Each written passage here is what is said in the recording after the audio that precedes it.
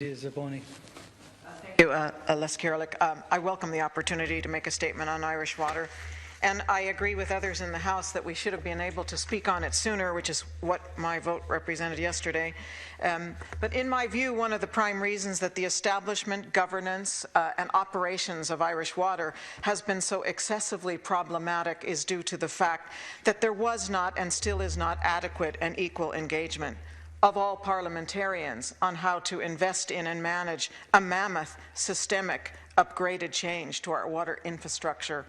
And so significant mistakes were made in the past, and the legacy of these mistakes loom large in the present.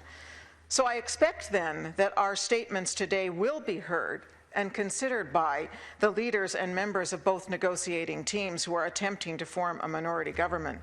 And I think that it is a positive development that both parties are working out a process whereby Irish water and the current funding model comes under review through independent expertise and a Oireachtas committee that should be, will be operating under the new politics rules of Dáil reform and then brought to this chamber for a vote.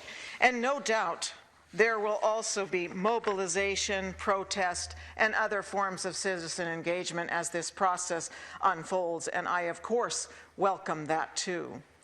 Because of the decades of underinvestment by successive governments in the past, we continue to live within a country where our water and water systems do not support with adequacy and sustainability the health, well-being, and safety of our people, our food, our land. So I want to note 4 prime principles that I think should be integral to how we plan for systemic change to our water infrastructure and thereby boost the wellness of our people or our connection to nature, as Deputy Ryan spoke about. And these principles are the ones that I stood for in Dublin Southwest as an independent.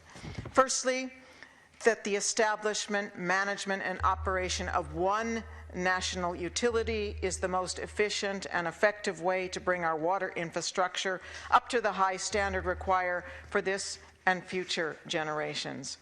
Secondly, this one national utility ought to be placed within public ownership through a constitutional referendum. We should never, ever move towards a day when the natural resource of water is placed outside of the right of every citizen and resident. This can only be guaranteed, in my view, through changing our foundational legal document to ensure that the governance and operation of that natural resource is within public ownership. And yes, it does take time to do that, as Deputy Martin referred to, but I think it is worth us spending that time alongside of and as we go forward in terms of the process of a commission, a Dáil committee, and coming back to the Parliament.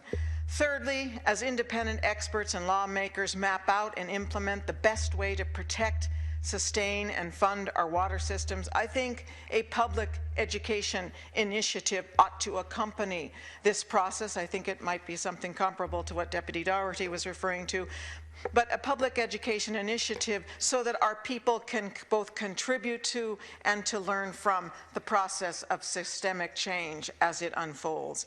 And finally, I think that our funding model for water should encourage habits of conservation of this precious natural resource, that no one who can't pay for water should have to pay for it. That's, of course, a prime principle of fairness, but the principle of fairness, I don't think, has to contradict the principle of conservation.